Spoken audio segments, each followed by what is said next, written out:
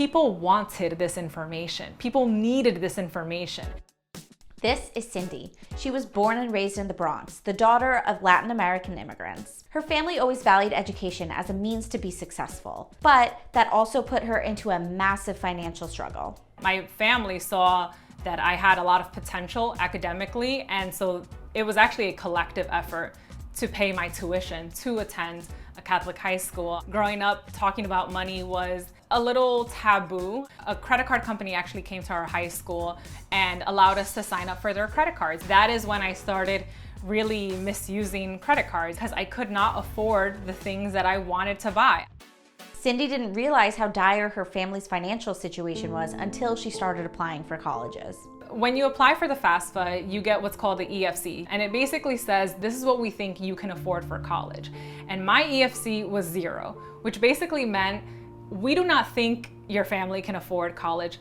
I knew that I needed to get into a career where I would earn the type of salary where I could support my parents through their retirement. Now, I know that's a lot for a 17-year-old to think about, but that was a reality for me.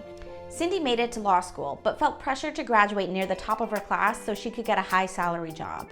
You're essentially competing with your fellow classmates. Get the best grades that you can so that you can get the best job possible. A white male classmate whose parents were lawyers, he proudly told the class that his mom had reviewed his legal writing assignment.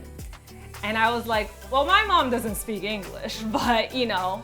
In spite of the pressure, Cindy ended up graduating in the top 10% of her class and landed a job with a very high-profile law firm. Starting salary was $160,000. They told me the news while I was in Ecuador on a family vacation. And for me, everything just came very full circle in that moment. And then I realized how much debt I had. And that was a very humbling moment. $20,000 out of the $24,000 that I paid in my first year of repaying my student loans went to the interest. Only $4,000 went to the principal. That was a moment that filled me with rage, with confusion, with frustration. I started doing my research. I committed myself to learning about personal finance. I cut my interest rate to about half, which shortened my repayment time period. The biggest financial change that I made was create a budget. I needed to create a budget to understand exactly where every single dollar was going. Even though I lived in New York City, I did not live in a luxury apartment. I lived in a studio apartment in Harlem. Through the midpoint of my debt payoff journey, I moved in with my husband, my boyfriend at the time, and we split the rent for a 1-bedroom apartment. For food, I meal prep. Being very intentional with my money through budgeting is a big part of why I was able to send the kind of payments that I did to my student loans. It was daunting throughout the journey, seeing these huge amounts going towards my student loans, something that happened in the past where I couldn't spend on something that I wanted now or maybe for the future. A lot of my debt-free journey involved a lot of mindset work. It involved me coming to terms with the fact that I had a very specific goal. Only I was going to make that happen.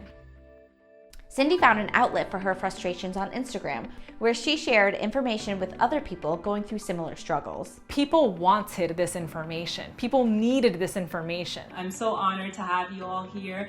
The representation that I was bringing to the table also really mattered. Me, the daughter of immigrants, born and raised in a low-income community in the Bronx, you just paid off $215,000 of debt by yourself in 4 years. She gained so much support that she turned this venture into a new business. These are the names of the students that are enrolled in my course, The Blueprint to Financial Freedom. This wall is really meaningful just because it has my current life right now, but then obviously what has led me to this moment, which is my education. I left my law firm job in May of 2021. My salary with bonus was about $300,000 a year. Now I am taking a $65,000 a year salary, which I am very proud of. Oh yay, I just got another email agreeing to endorse my book, The Founder of the Financial Diet. I have been able to create something that I know can grow to beyond what I was even making at my law firm job.